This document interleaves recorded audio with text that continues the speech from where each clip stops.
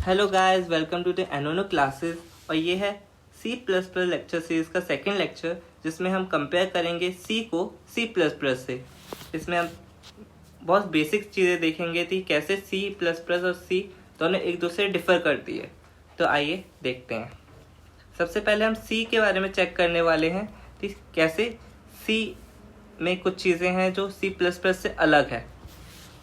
तो first point पे आते हैं, structure oriented programming language. C plus plus एक स्ट्रक्चर ओरिएंटेड प्रोग्रामिंग लैंग्वेज है। एक बेसिक स्ट्रक्चर फॉलो करती है, ये बहुत स्ट्रक्चर्ड मैनर में जाती है। Second point, follows top down approach. ये टॉप डाउन अप्रोच में क्या होता है? टॉप डाउन अप्रोच में ये स्टार्ट होता है हाई लेवल डिज़ाइन से और ख़त्म होता है लो लेवल डिज़ाइन पे।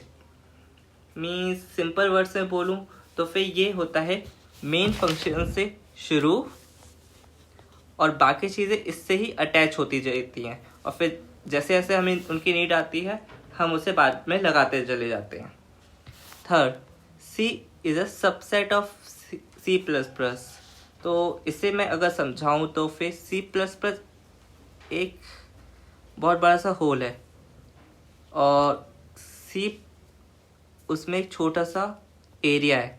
तो बड़ा वाला एरिया सी प्लस प्लस, छोटा वाला एरिया सी। तो जो सारी चीज़ें सी में हैं वो ही सारी चीज़ें सी प्लस प्लस में भी हैं। उल्टा सी प्लस प्लस में सी से बहुत ज़्यादा चीज़ें हैं, इसलिए सी प्लस प्लस एक वाइड एरिया कवर करता है। Next, data type. सी में दो डाटा टाइप्स आते हैं, primitive and built in. Primitive data types क्या होते हैं? प्रिमिटिव डाटा टाइप्स होते हैं वो चीज़ें, वो डाटा टाइप्स जो बाद में ब्रेक नहीं की जा सकती। मतलब ना उनके कुछ पार्ट्स होते हैं ना उसमें कोई टाइप्स होता है, वो एक सिंपल डाटा टाइप्स होते हैं जिसको और फर्दर ब्रेक नहीं किया जा सकता। फॉर एग्जांपल इंट को आप आगे जाके ब्रेक नहीं कर सकते। और अदर नॉन प्रिमिटिव की बात करूँ तो हो गया एरे। एरे कैसे? एरे में बहुत सारे डाटा टाइप स्टोर होते हैं। इंट भी हो जाता है, फ्लोट भी हो जाता है, कैर भी हो जाता है। तो इसलिए इसको हम प्रिमिटिव और नॉन प्रिमिटिव में डिफरेंस क्रिएट करते हैं। बिल्डिंग, बिल्डिंग से आप जानते होंगे, बिल्डिंग से वही होता है कि जो चीज़ें ऑलरेडी प्री डिज़ाइंड आती हैं, ऑलरेडी कंपनी की साइड से बनी हुई आती है, उसी को बिल्ट इन बोलते हैं। इसमें आप चेंज नहीं कर सकते, वो ऑलरेडी जैसी होती है वो वैसी ही रहती है। नेक्स्ट, इसका हेडर फाइल डिफ़ॉल्ट studio.h होता है। हेडर फाइल्स, इसके बारे में हम आगे जाके बहुत अच्छे से एडवांस लेवल पे सीखेंगे कि हेडर फाइल एक्चुअली होता क्या है। एक बहुत बड़ी फंक्शंस होते हैं जो कि एक स्मॉल सी लाइन में स्टोर होते हैं। और studio.h को लिखकर बताओ तो इसको ऐसे लिखा जाता है, हैश इंक्लूड stdio.h।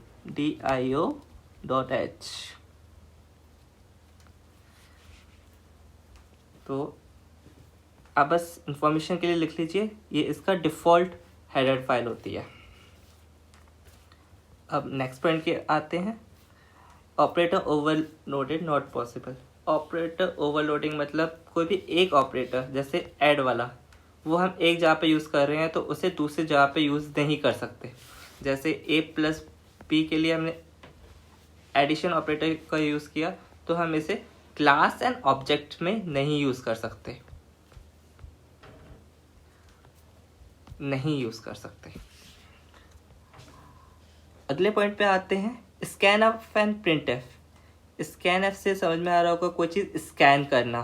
तो स्कैन का मीनिंग होता है कि कोई चीज़ इनपुट लेना, जो कि स्कैनर का भी फंक्शन होता है। स्कैनर अपने अंदर कोई चीज़ इनपुट लेता है, वो वही सेम फंक्शन सी में भी आता है। सी में scan F means input and print F mean किसी चीज़ को आउटपुट देना। जैसे प्रिंटर हमें एक डिजायर्ड आउटपुट देता है कोई प्रिंटेड वर्क के ऊपर, तो वैसे ही प्रिंट एफ मीन्स प्रिंट होकर आना, आउटपुट होना। अब आते हैं हम अपने C++ के ऊपर, जिसके ऊपर पूरा कोर्स ही बना हुआ है। तो first point, C++ is a OOP language. OOP, इसका मीनिंग होता है object oriented programming language. Object oriented programming language की जहाँ पे बात आती है तो वहाँ बात आती है क्लासेस एंड ऑब्जेक्ट्स की। अब इसमें भी 4-5 कॉन्सेप्ट है, जैसे एब्स्ट्रैक्शन, इनकैप्सुलेशन, पॉलीमॉर्फिज्म, इनहेरिटेंस। ये बहुत बड़ा वाइड एरिया कवर करता है, तो इसके लिए हम सेपरेट वीडियो बनाएंगे और उसमें आपको सिखाएंगे। तो अब हम अपने सेकंड पॉइंट की तरफ आते हैं, जो कि है फॉलो बॉटम अप अप्रोच। यहाँ पे डाउन नहीं है, एक्चुअली यहाँ पे अप है। बॉटम अप अप्रोच से ये होता है कि जैसे हम C++ से मेन फंक्शन डिफाइन करते हैं, जो मेन फंक्शन से सारी चीज़ें होती हैं। तो हम मेन फंक्शन में कोई फंक्शन कॉल किया, तो हम जो फंक्शन कॉल किया उसकी डेफिनेशन और उसकी थिंग्स हम ऊपर भी डिफाइन कर सकते हैं मेन फंक्शन से पहले। तो यहाँ पे नीचे वाली चीज़ें ऊपर जाके डिफाइन हो रही है, तो ये बॉटम अप अप्रोच में आ जाएगा। अब हम अपने थर्ड पॉइंट पे आते हैं। C++ is a super set of C। ये मैं पहले ही बताया कि C लैंग्वेज एक छोटा सा पार्ट है और C लैंग्वेज बहुत बड़ा पार्ट है। तो C लैंग्वेज C++ के अंदर आती है, बहुत छोटा सा एरिया C++ का कवर करती है। Super set means, super means बड़ा। तो यहाँ पे से कह सकते हैं C++ is a extended version of C। तो आई गेस ये इतना काफ़ी होगा थर्ड पॉइंट के लिए। अब हम नेक्स्ट पे आते हैं, डेटा टाइप्स। तो C++ में 3 डेटा टाइप्स होते हैं, built in, primitive, user defined. Built in and primitive मैंने पिछले बारे में बता दिया कि C लैंग्वेज में भी सेम होता है। ये यूज़र डिफाइंड C++ में होता है, जिसकी बात हमने नहीं की है। तो यूज़र डिफाइंड डेटा टाइप्स वो होते हैं जो यूज़र खुद बनाता है, तो यूज़र खुद डिफाइन करता है। मीन्स आपका नेम भी आपका डेटा टाइप हो सकता है C++ पे।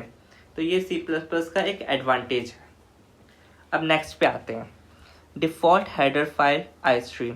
तो जैसा कि हमने देखा था C++ में हम देख रहे थे उसमें डिफ़ॉल्ट हेडर फाइल iStream है, लेकिन C लैंग्वेज में हमारा डिफ़ॉल्ट हेडर फाइल stdio.h था।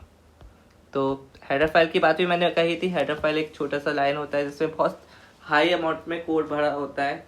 ये मैं आप तो प्रैक्टिकल करके भी दिखाऊंगा कि कितना लाइन का कोड होता है उसमें। अब नेक्स्ट पे आते हैं, ऑपरेटर ओवरलोडिंग इज़ पॉसिबल। तो मैंने पहले भी इसमें भी ये दिया था, इस वाले में तो A+B और क्लासेस एंड ऑब्जेक्ट का वो बताया था कॉन्सेप्ट कि इसमें यूज़ हो गया, तो इसमें नहीं हो पाएगा। लेकिन C++ में दोनों में एक साथ यूज़ हो जाएगा, तो ऑपरेटर 2 बार या उससे भी ज़्यादा टाइम यूज़ हो सकता है। अब हम अपने लास्ट पॉइंट की तरफ बढ़ते हैं, जो कि Cin Cout। Cin, इन से समझ में आ रहा होगा, ये इनपुट के लिए यूज़ होता है। तो हमें कोई भी चीज़ इनपुट लेनी है C++ में, तो हम वहाँ पे Cin का यूज़ करते हैं, और आउट से आउटपुट। तो कोई भी वेरिएबल का आउटपुट निकालना है, कोई भी वर्ड लिखना है, तो उसमें हम Cout यूज़ करते हैं। लेकिन अगर C लैंग्वेज में देखा जाए तो उसकी जगह पे था scanf और printf। तो अगर कंपेयर करो तो scanf बन गया है हमारा Cin और ये हो गया है हमारा Cout। और भी चीज़ें कंपैरिजन में आएंगी तो iStream की जगह stdio.h था, वहाँ पे बिल्ट इन और प्रिमिटिव ही था, यूजर डिफाइंड नहीं था। सुपर सेट था, लेकिन वहाँ पे सबसेट हो गया था। सबसेट सुपर सेट दोनों वाइस वर्सा आते हैं, दोनों एक दूसरे से अपोजिट हैं। बॉटम अप अप्रोच है यहाँ पे, वहाँ पे टॉप डाउन अप्रोच था। ये ऊप है लैंग्वेज है, और वो थी स्ट्रक्चर्ड लेवल लैंग्वेज। तो आज की वीडियो तो यहीं पे ख़त्म करते हैं। पसंद आया होगा तो लाइक कीजिएगा, सब्सक्राइब कीजिएगा और शेयर कीजिएगा। Thanks for watching.